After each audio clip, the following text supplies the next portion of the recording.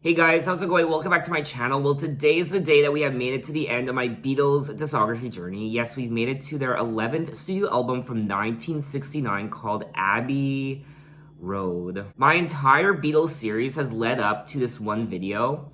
After listening to Abbey Road, I will have exhausted their entire catalog of music. No more Beatles albums to listen to, no more Beatles songs, so this video is a big deal. Now, I am under no illusion that today's video, the video I'm recording right now, will be one of the most significant ever on my channel because I'm listening to Abbey Road by the Beatles for the first time. I mean, you can't get more iconic than that. I'm also quite aware that the album cover for Abbey Road is one of the most famous of all time when it comes to album covers in general. It's probably, if not the most popular, most famous album cover of all time. Even before going on my Beatles discography journey, even before really knowing anything about them, I knew the album cover for Abbey Road was a big deal. That was one thing I always associated with the Beatles. Even before listening to their music, even before knowing anything about them, the album cover for Abbey Road I always knew was a big deal. Named after Abbey Road in London, the location of EMI Studios, the cover features the Beatles walking across the street's zebra crossing, an image that became one of the most famous and imitated in popular music. Production of the album lasted from February to August of 1969, and the closing track, The End, marked the final occasion that all four members recorded together. John Lennon privately left the group 6 days before the album's release in September of 1969, and Paul McCartney publicly declared the band's breakup the following April. Now, the breakup of the Beatles was attributed to numerous factors, and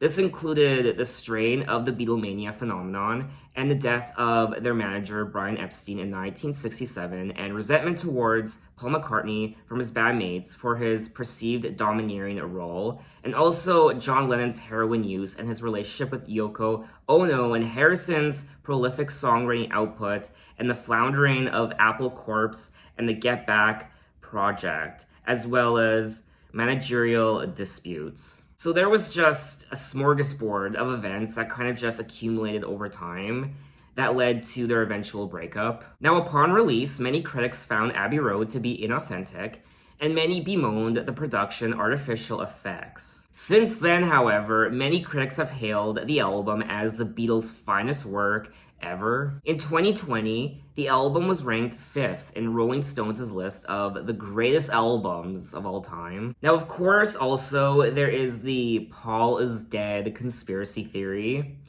Paul is Dead is an urban legend and conspiracy theory alleging that Paul McCartney died on November 9th of 1966 and was secretly replaced by a lookalike. One of the clues that led people to believe this was from the 1968 song Glass Onion, in which John Lennon sings, "Here's another clue for you all, the walrus was Paul," and also the cover photo for Abbey Road, in which Paul is shown barefoot and walking out step with his bandmates. I mean, absolute nonsense, absolutely ridiculous.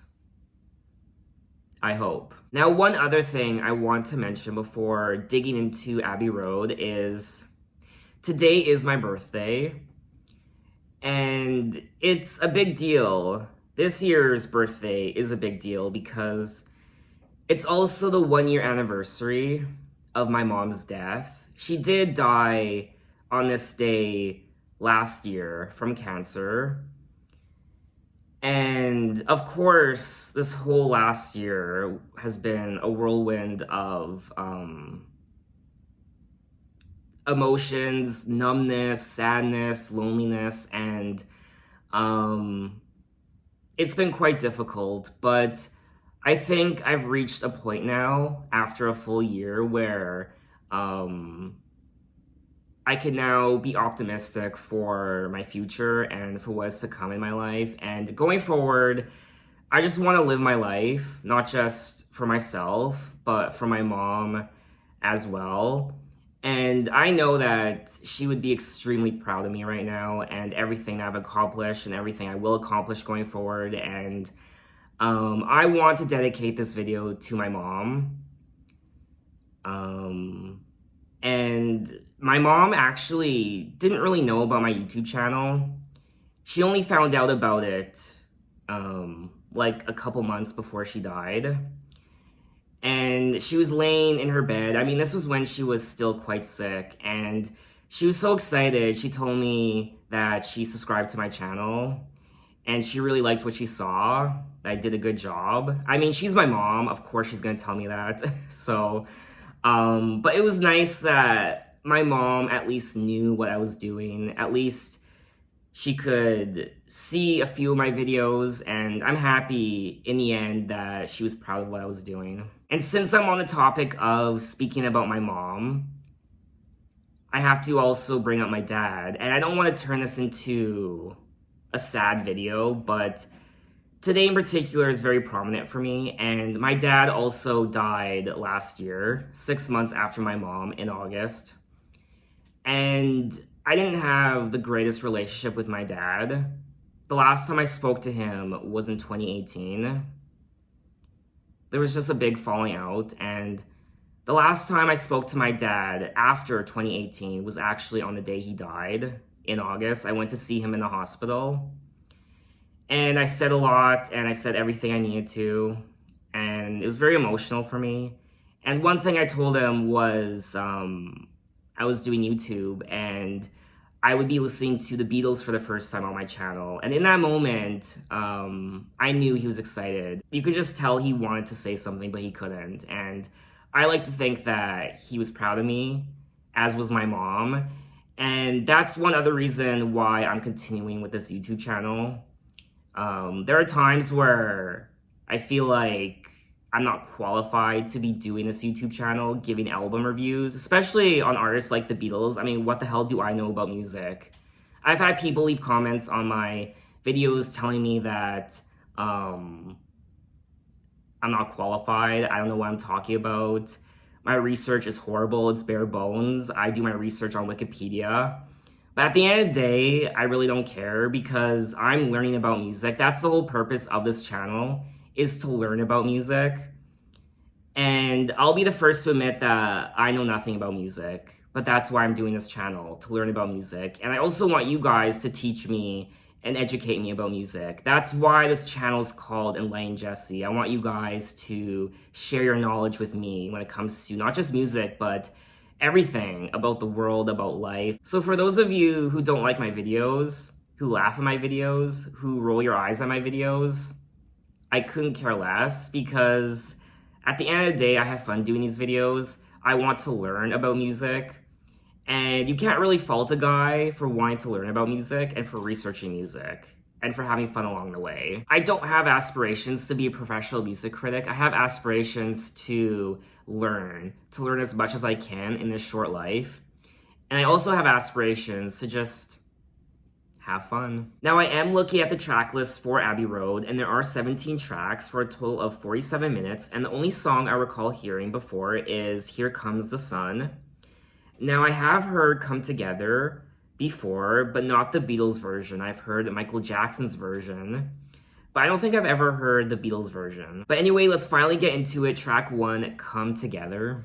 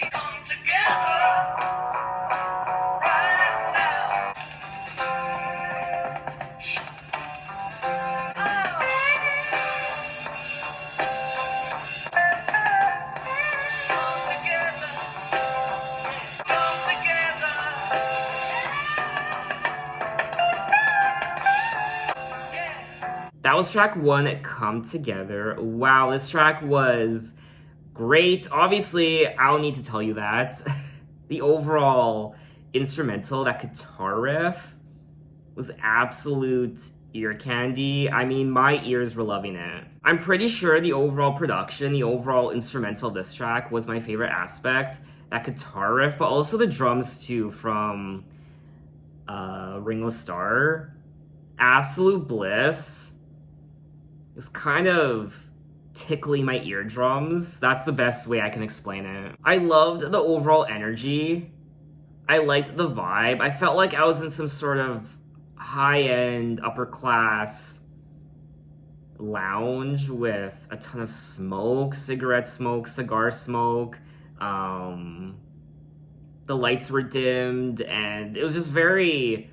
I don't know, I just like the overall vibe of this track. John Lennon was the lead vocalist, and he also played the guitar, hand claps, tambourine, Paul McCartney, bass, electric piano, George Harrison lead guitar, rhythm guitar, and Ringo Starr drums and maraca. Here come Old Flat Top, he come grooving up slowly, he got Juju Eyeball, he won a Holy Roller, he got Hair Down to his knee, got to be a Joker, he just do what he please, shoot me. He wear no shoe shine. He got toe jam football. He got monkey finger. He shoot Coca-Cola. He say, I know you, you know me. One thing I could tell you is you got to be free, come together right now, over me. In 1969, John Lennon used the phrase come together from the Leary campaign song to compose a new song for the album. John Lennon further incorporated the phrase shoot me.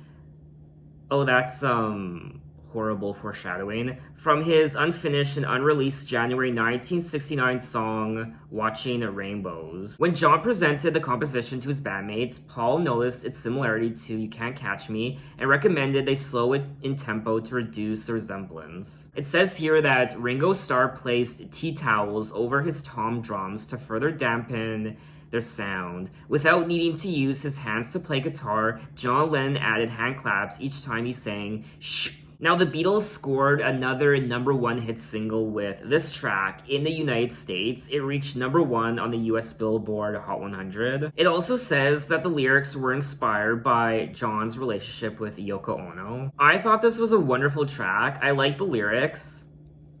I like the overall composition of the track, and I would definitely listen to this track again. I mean, that in itself is an understatement when I say I will listen to the song again, because not only will I listen to it again, that makes it seem like I'll just listen to it once again, that's it. But no, I will continuously listen to the song again and again throughout my entire life. I really did like it. But anyway, let's move on to track 2, Something.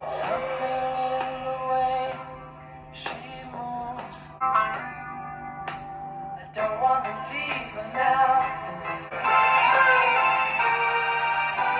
Somewhere in a smile that I don't need no other lover. Don't wanna leave her now.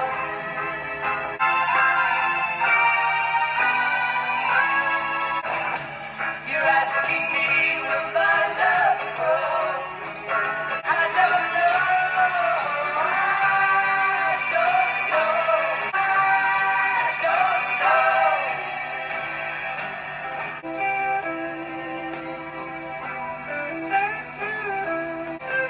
I love this part.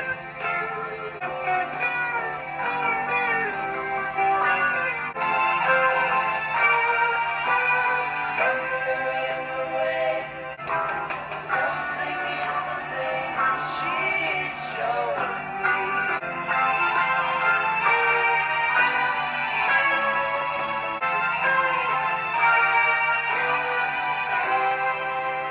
That was track 2, Something. Another track that was pure ecstasy when it comes to the overall composition. The instrumental, again, was absolute bliss. I like the vibe of this album so far.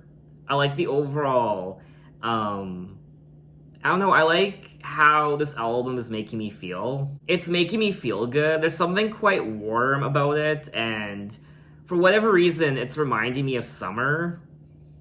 And I don't know, it's making me happy. Now, this is a George Harrison song. He wrote it, and he was lead vocalist, and the guitar playing. I mean, that was my favorite part. Just, I like, I just like how these songs make me feel. Oh god, this is another song that went #1 on the US Billboard Hot 100. Wow, so both Come Together and Something both reached #1. I don't know, there's just something different about these songs. When it comes to all their other albums I've listened to thus far, I mean, we're only 2 tracks into the album, but there's just something different about this one, Abbey Road.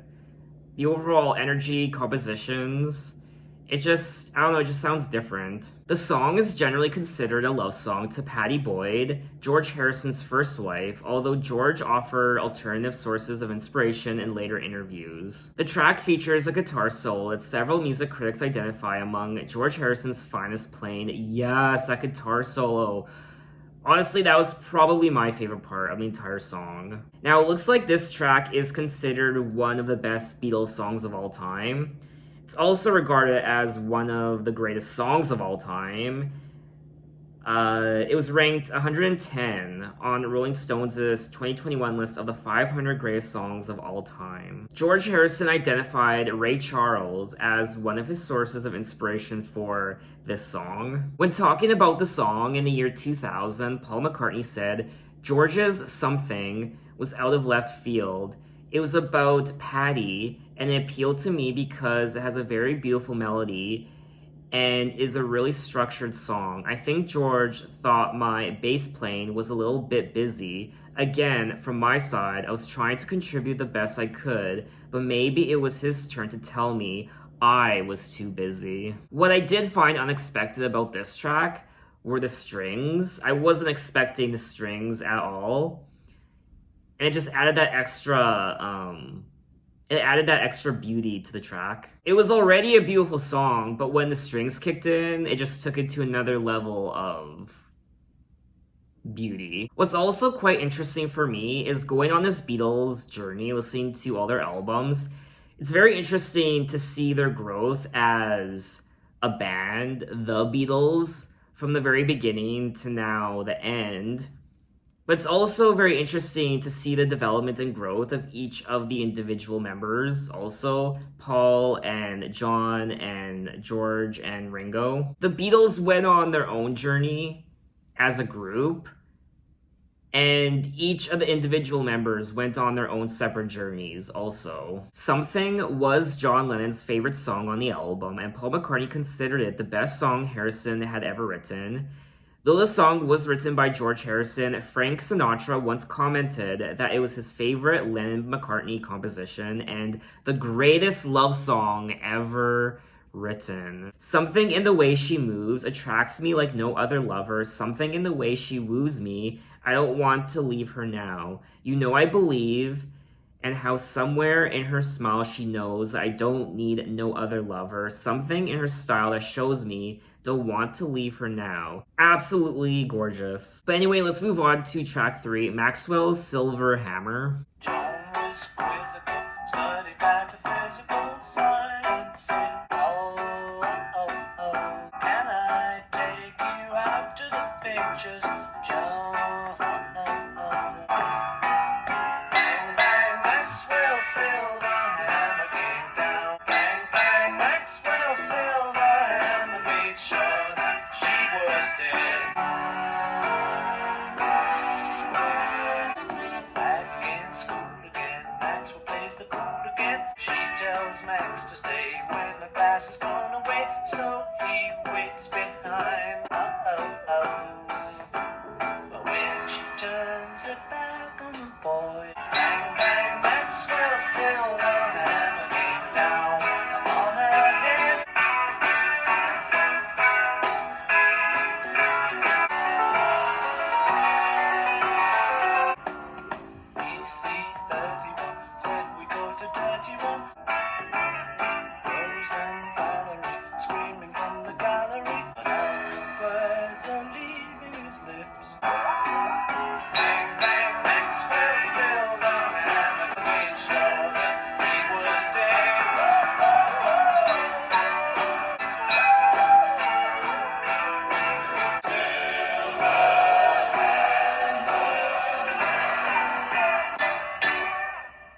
That was track 3, Maxwell's Silver Hammer, and this is such a Paul McCartney song. It's quite playful and fun. The chorus, it's a little dark. It's like a dark comedy. I don't know how to explain it. He creeps up from behind, bang bang, Maxwell's silver hammer came down upon her head. Maxwell's silver hammer made sure that she was dead. Joan was quizzical, studied pataphysical science in the home, late nights all alone with a test tube. Maxwell Edison, majoring in medicine, calls her on the phone. Can I take you out to the pictures, Joan? But as she's getting ready to go, a knock comes on the door. Bang, bang, Maxwell's silver hammer came down upon her head. Wow. Poor Joan, you should never have opened that door. I'm kind of getting Ted Bundy vibes from this guy.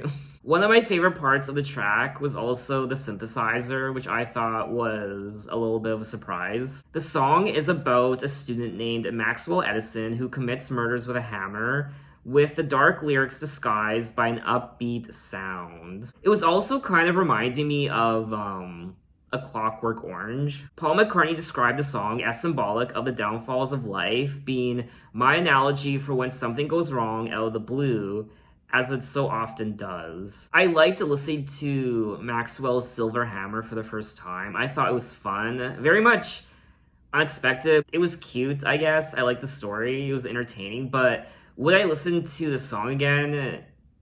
Not really. I mean, compared to Something and Come Together, this one doesn't really stack up to what I just listened to on tracks 1 and 2. It was fun, but it's not a Beatles song I would want to listen to all the time. All 3 of Paul McCartney's bandmates were vocal in their dislike of Maxwell's Silver Hammer. In a 2008 interview, Ringo Starr remembered it as the worst session ever and the worst track we ever had to record. Wow. Those are some seething words, Ringo. I mean, I personally don't think it's their worst song ever. I didn't hate it. I just didn't love it. For me anyway, I have to love a song to want to listen to it again. I can still like a song and appreciate it. I can appreciate the overall composition, instrumental. I can appreciate the song for what it is, but that doesn't mean I would listen to it again. I enjoyed listening to it as a first listen, but what makes me want to listen to a song again is I have to love the song. The recording was fraught with tension between all members as Paul McCartney annoyed others by insisting on a perfect performance. Ringo Starr was more sympathetic to the track by calling it granny music. But we needed stuff like that on our album so other people would listen to it. I mean, I don't know too many grannies who would listen to a song about a hammer-wielding, homicidal maniac who barges in on young women's houses and bashes their head in with a hammer. But there are some pretty sick grannies out there. But anyway, let's move on to track 4, Oh Darling. Oh, darling.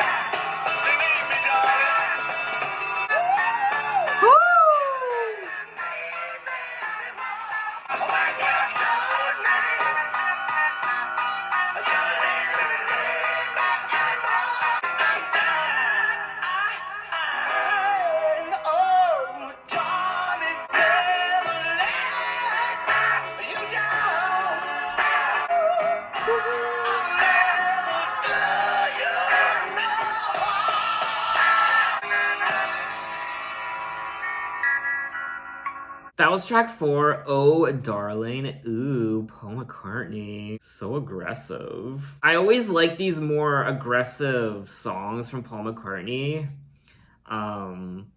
It's definitely one of the more intriguing songs on the album thus far. I like the piano and the overall progression, but the vocals, Paul McCartney's vocals, I thought were fantastic. When talking about the recording of the track, Paul McCartney said, "When we were recording Oh Darling, I came into the studios early every day for a week to sing it by myself because at first my voice was too clear.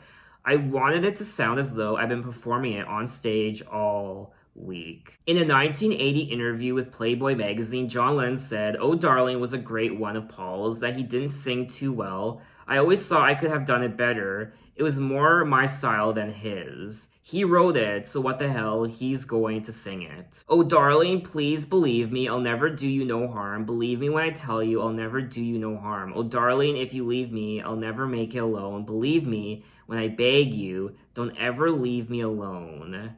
You really do hear that sense of yearning in Paul's voice when he sings this track. "Well, you know, I nearly broke down and cried when you told me you didn't need me anymore. Well, you know, I nearly fell down and died. Oh, darling, please believe me, I'll never let you down.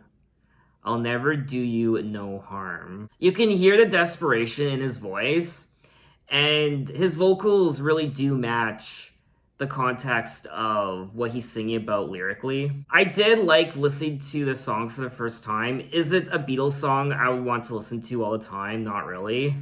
Just like track 3, Maxwell's Silver Hammer, this isn't a Beatles song that I would revisit all the time. But anyway, let's move on to track 5, Octopuses Garden.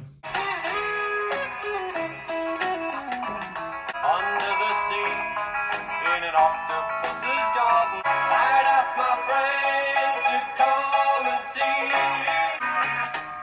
I'd like to be under the sea. We would be warm below the storm, resting our head on the seabed. We would sing and dance around. I'd like to be under the sea.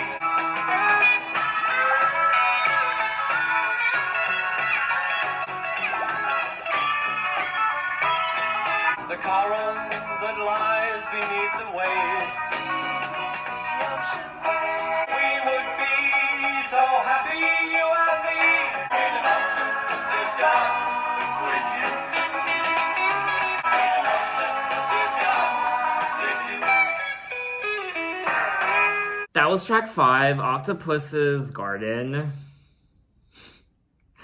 This was really cute. Oh, that's nice. I like how we're 5 tracks into the album and each member has had their own song. John Lennon at track 1 and George Harrison track 2. Paul McCartney had 2 with Maxwell's Silver Hammer and Oh Darling. And now Ringo Starr and his song, Octopuses Garden. Octopuses Garden has that childlike whimsy, that fantastical story of an octopus. In an octopus's garden near a cave, we would sing and dance around because we know we can't be found. I like to be under the sea. And we hear bubble sound effects in the background too. Oh, what joy for every girl and boy knowing they're happy and they're safe.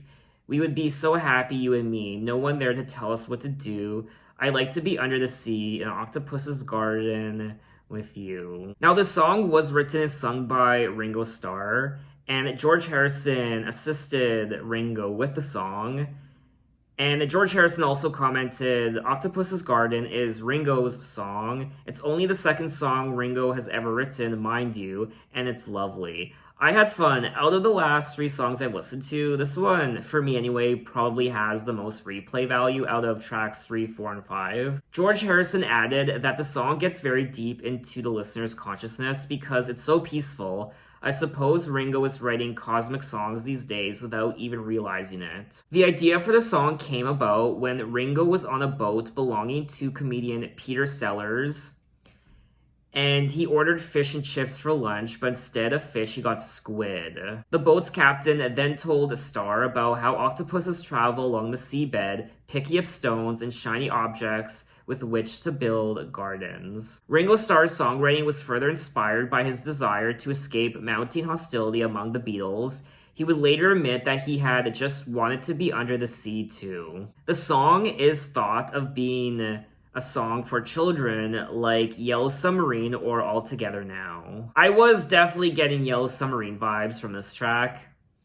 And I liked it. I would listen to it again. In 2014, Ringo Starr wrote a children's book based on and named after the song. Oh, I should buy it, honestly. But anyway, let's move on to track 6, I Want You, She's So Heavy.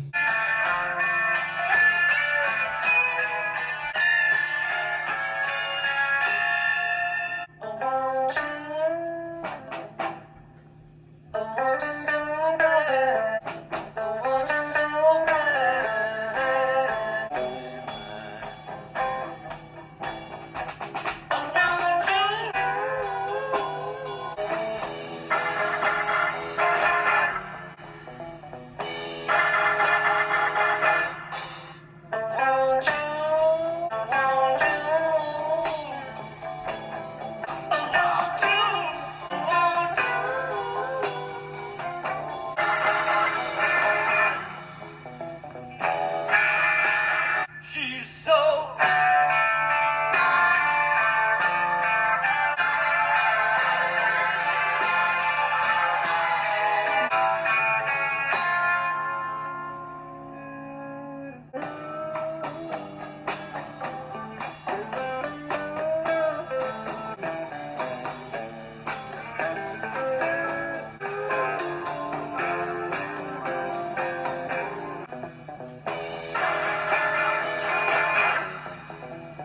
she's so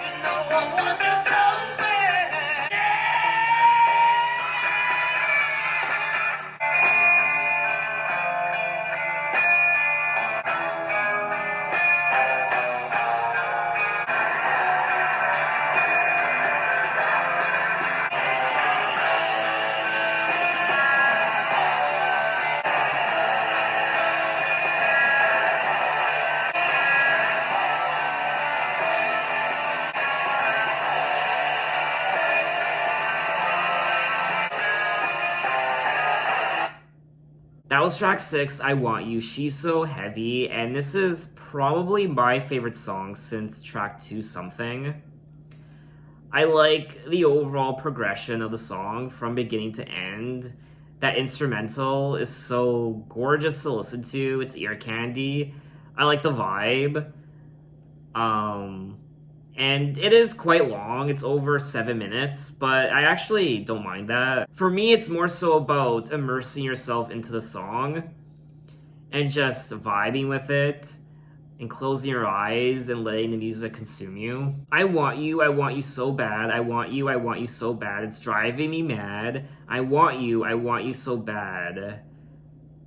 And then he goes on to say, she's so heavy, heavy, she's so heavy, I want you so bad. It's driving me mad. So lyrically, there isn't a lot going on in this song. The highlights is more so the overall composition, the overall production. I Want You, She's So Heavy is an unusual Beatles composition for a variety of reasons, namely its length, nearly 8 minutes, minimal lyrics, a 3-minute descent through repeated guitar chords over a rising background of synthesized white noise. That part was interesting too, the white noise. And an abrupt ending, and that part was interesting too, the abrupt ending there, just kind of stopped. I don't know, for some people this song might be a bit long, and I was getting that impression initially, the first few minutes, the first 4 minutes, knowing that the song was over 7 minutes. I was thinking, well, the song is kind of dragging on. But then towards the end, I really did grow to appreciate what they were doing with the track. During the song, John Lennon lets out a loose primal scream of yeah until his voice breaks. Oh yeah. Oh yes. I don't know, I quite enjoyed this track and I would definitely listen to it again. During the final edit of the song, Lennon wanted to cut it right there at 7 minutes and 44 seconds, creating a sudden, jarring silence that concludes the first side of Abbey Road. So this is officially the end of the first side of Abbey Road, and we are now entering side 2, starting with track 7, Here Comes the Sun.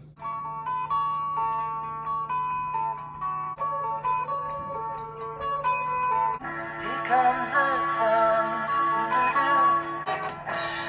Darling, it's been a long, cold road. It feels like years since it's been here. Here comes the sun.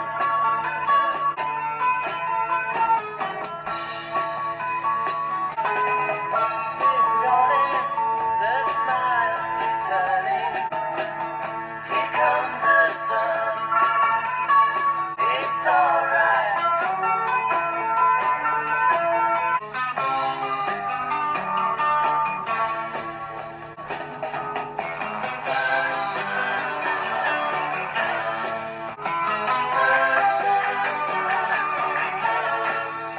Darling, I feel that I see it slowly melt. Here comes the sun. It's alright. It's alright. That was track 7, Here Comes the Sun, and this was probably the very first Beatles song I'd ever heard back when I was a kid. And correct me if I'm wrong, but I think this is probably one of their most popular songs. I like the message of the track, that sense of optimism, here comes the sun. It's alright, little darling, it's been a long, cold, lonely winter. Feels like years since it's been here. Here comes the sun. The smiles returning to the faces, little darling. It seems like years since it's been here. Here comes the sun. It's all right. I mean, I could definitely relate to this song, especially now in my life and what's happened in the last year.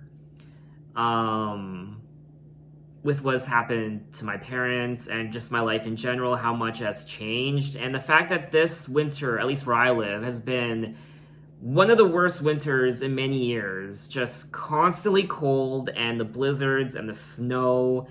And it's been horrible. And I cannot wait for spring. And it is coming. Here comes the sun. The days are getting longer. So there is that sense of hope, optimism, and I like the message of the track. Here Comes the Sun was written by George Harrison. So this is another George Harrison track.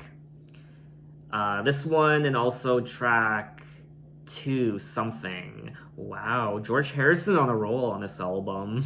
It was written in Eric Clapton's garden in Surrey during a break from stressful band business meetings. John Lennon was still recuperating from his car accident and did not perform on the track. The lyrics of the song reflect George Harrison's relief at the arrival of spring and the temporary respite he was experiencing from the band's business affairs. As of 2021, Here Comes the Sun was the most streamed Beatles song on Spotify globally. The song also reflects the continued influence of Indian classical music on George Harrison's writing. The composition includes several time signature changes. There are also additional musicians that were left uncredited who played the viola, cello, double bass, piccolo, flutes, and clarinets. I think personally this is a beautiful track. I like what the song stands for lyrically. I like the overall composition, the instrumental. I like the overall vibe. It makes me happy. It makes me feel warm and uplifted, and I will always enjoy listening to this track. So let's move on to track 8, Because.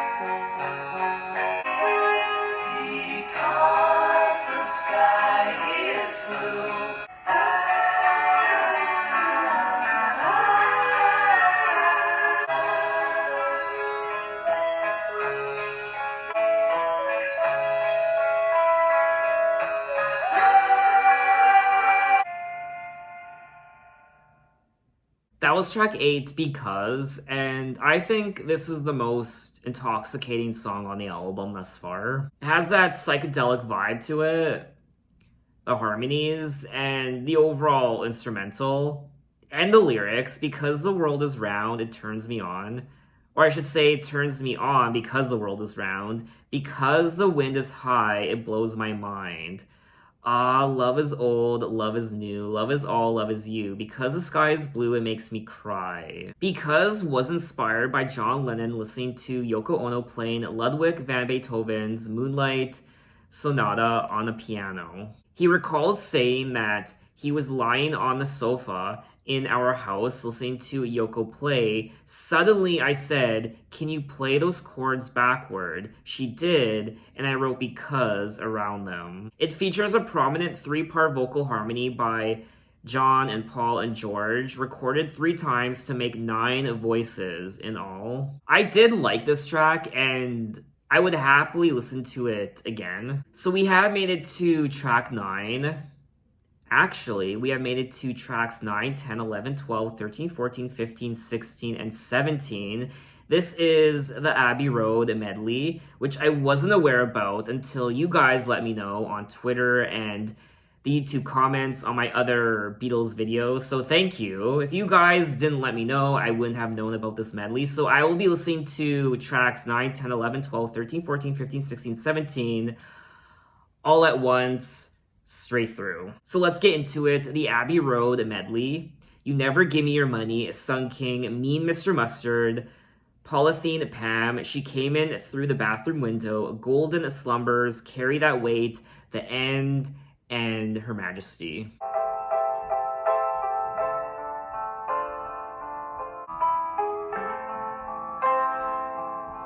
You never give me your money, and in the middle of negotiations, I never give you my number.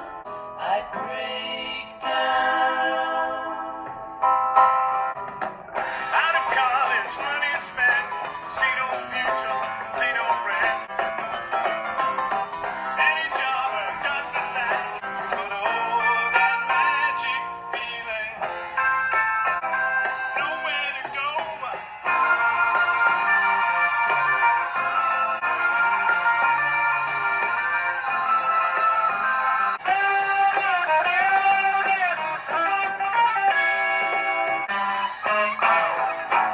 One sweet dream, so you'll be away from here.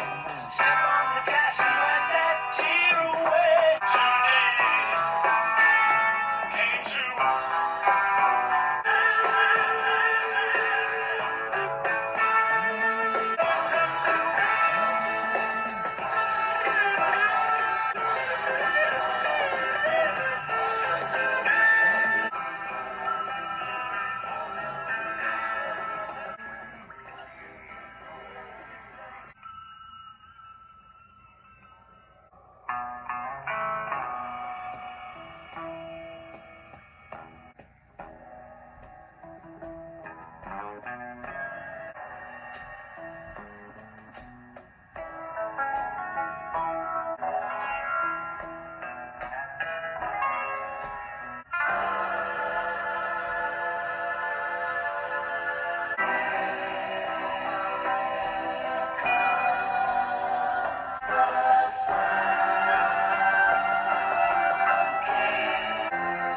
Everybody's happy. The sun came. No para mucho, mi amore de felice. No paparazzi, mi amore chica ver. Questo obrigado tanto mucho.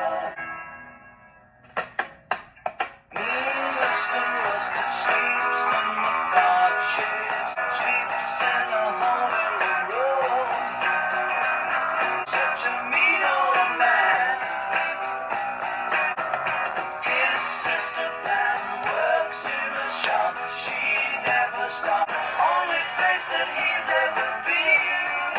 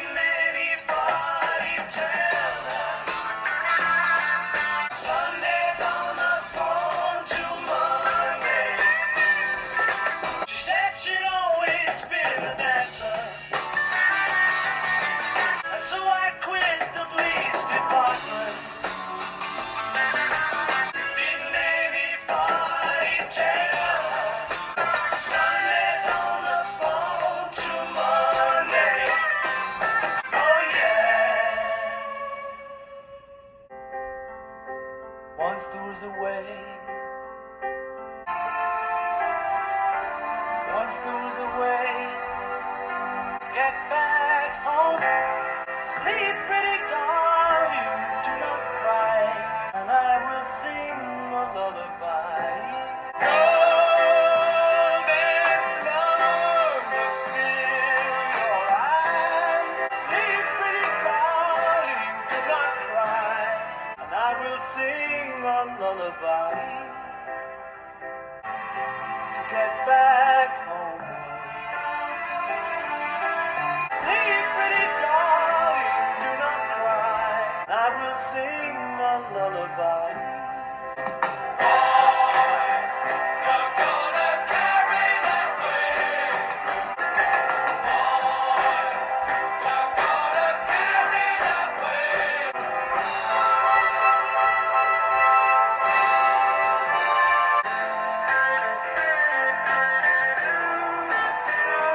I never give you my pillow, and in the middle of the celebrations, boy, you're gonna carry that way a long time.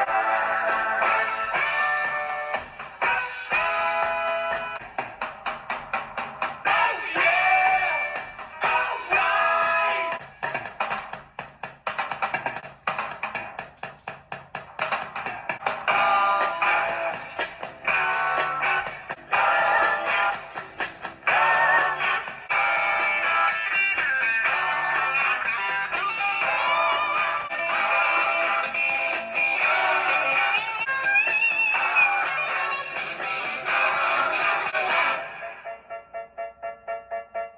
And in the end, the love you take is equal to the love you make.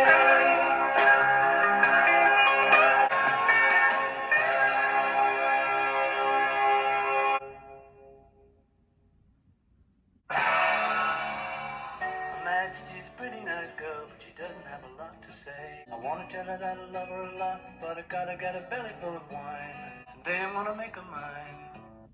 So that was tracks 9 through 17, the Abbey Road medley, and I mean, where do I start? I mean, obviously I start with the first one I listened to, You Never Give Me Your Money, but where do I start when it comes to explaining how I felt about the entire medley as a whole? I mean, I'm curious to know if this is a cohesive story being told.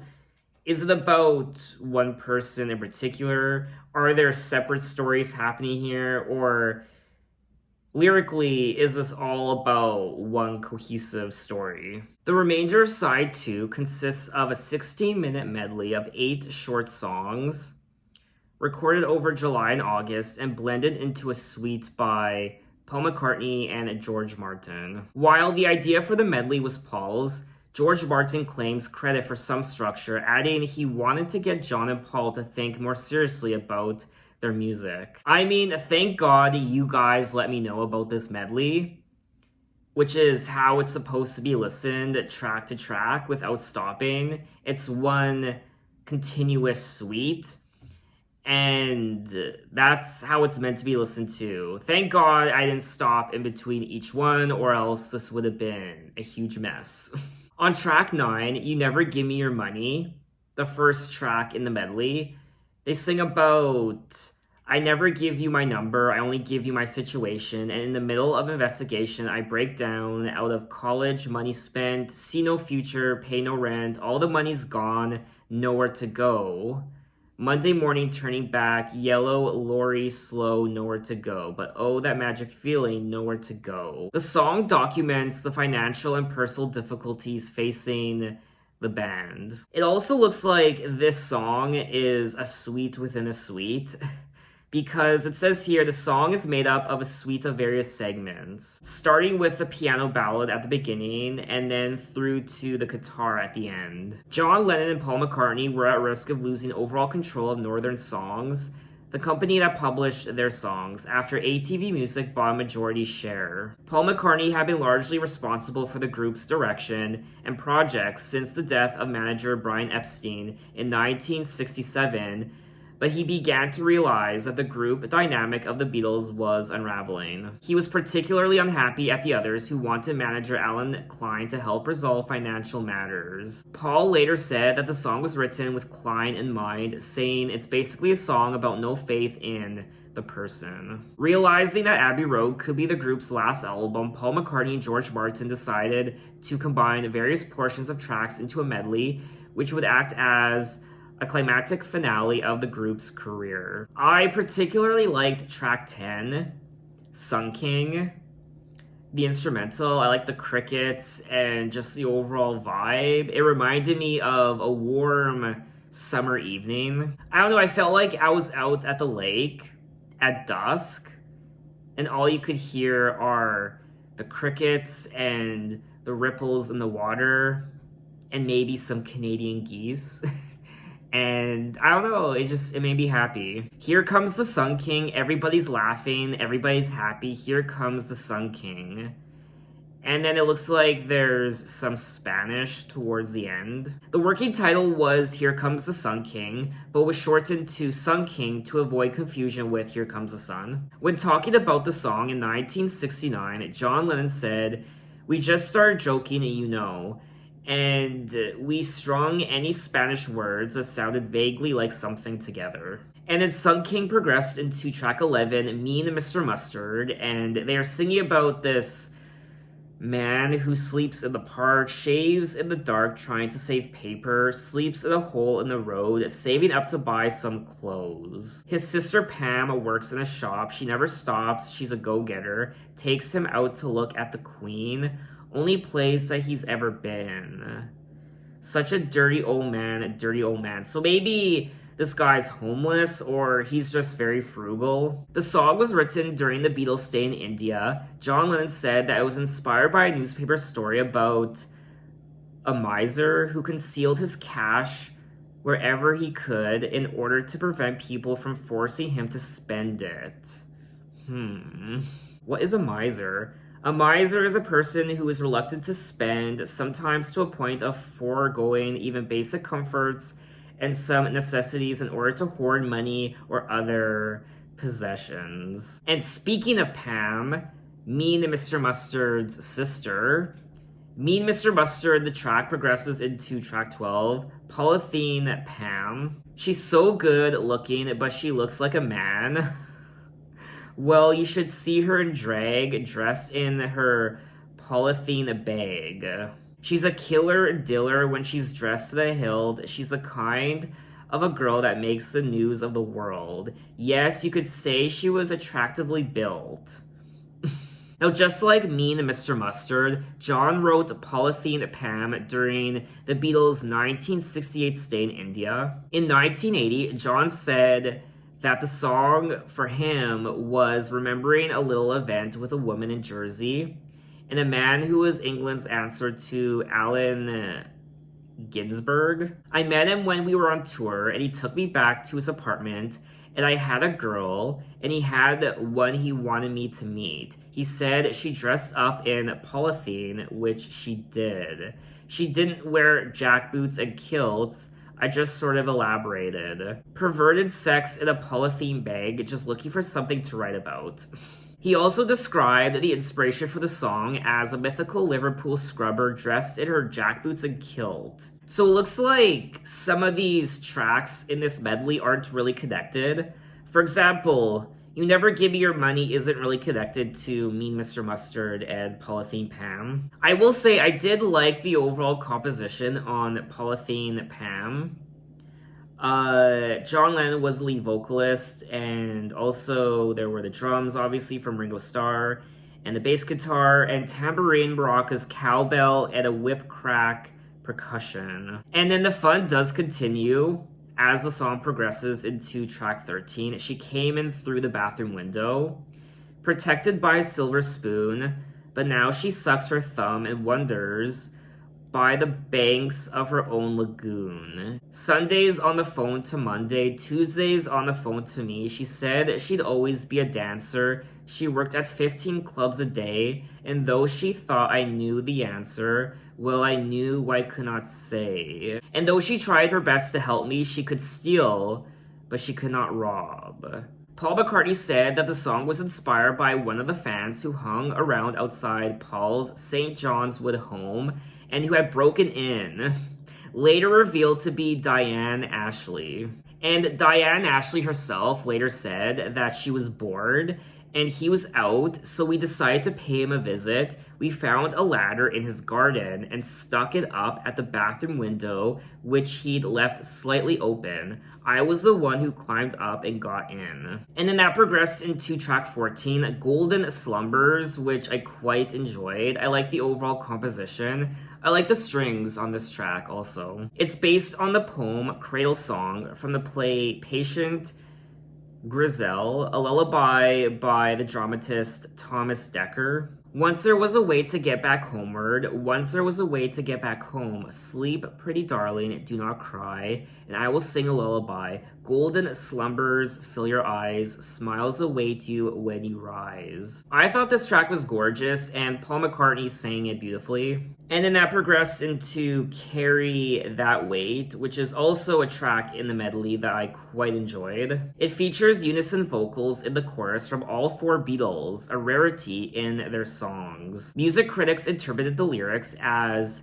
an acknowledgement by the group that nothing they would do as individual artists would equal what they had achieved together, and they would always carry the weight of their Beatle past. McCartney said the song was about the Beatles' business difficulties and the atmosphere at Apple at the time. Boy, you're gonna carry that weight a long time. Boy, you're gonna carry that weight a long time. I never give you my pillow, I only send you my invitations. And in the middle of the celebrations, I break down.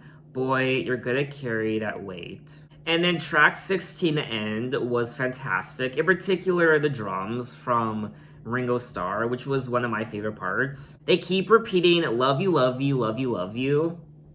And then they end the track with, and in the end, the love you take is equal to the love you make. I honestly kind of got goosebumps when I heard that part. All four Beatles have a solo in the end, including a Ringo Starr drum solo, which, like I said, was one of my favorite parts of the track. Ringo Starr disliked solos, preferring to cater drum work to whoever sang in a particular performance. The End was initially intended to be the final track on Abbey Road, but ended up being followed by Her Majesty. Her Majesty is the final cut on the album and appears 14 seconds after the previous song, The End, but was not listed on the original sleeve. It is considered one of the first examples of a hidden track in rock music. And overall, I really did love this medley.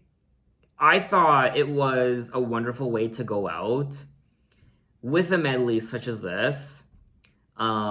We get all sides of the Beatles in this medley, from Paul and John and Ringo and George, and they all come together in this medley, and it was wonderful. I like the progression of each track into the next, and it was beautiful. So that was all 17 tracks of Abbey Road by the Beatles, and this was fantastic. I like, first and foremost, I like the overall energy of the album. I like the vibe. Throughout the entire album, I was enjoying myself. I was enjoying the overall compositions and the instrumental. And each Beatle had a wonderful, performance on this album. Each one was given a special moment in the spotlight. Ringo Starr and John, Paul, and George, they all came together for this masterpiece of an album, and it really shows how far they have come since the beginning when they released their first album. I really do think all 4 members have come full circle when it comes to their artistry. And not only was this a group journey amongst all 4 of them together, but it was also an individual journey for each of them. The growth of each artist was amazing to hear. The individual growth of John and Paul and George and Ringo all through their albums. For example, George Harrison, I mean, most people say that George Harrison produced his best work on this album when it comes to songs like Something and Here Comes the Sun. Many people have called those tracks some of his best, if not his best work. I also like how there is a sense of optimism on this album. It's not a sad album. It's a happy album. It makes you feel good. At least it made me feel good, and it put a smile on my face. It made me feel warm, and it was a tad emotional. And overall, I really did enjoy this experience. I am so happy I went on this journey, this Beatles journey. It's a journey I've been wanting to go on for quite a while, since starting my YouTube channel. And I learned so much about music.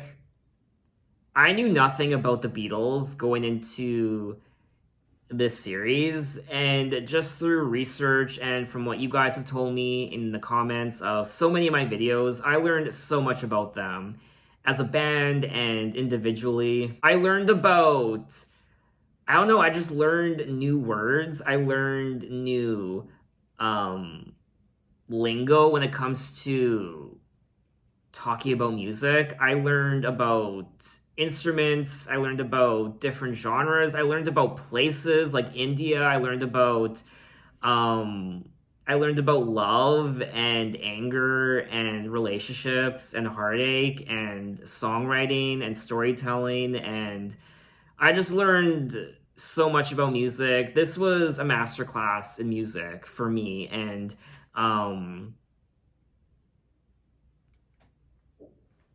to me, it was never just about listening to the music and reacting to the music. It was about immersing myself into the world of the Beatles, learning about their lives and their careers, their relationships.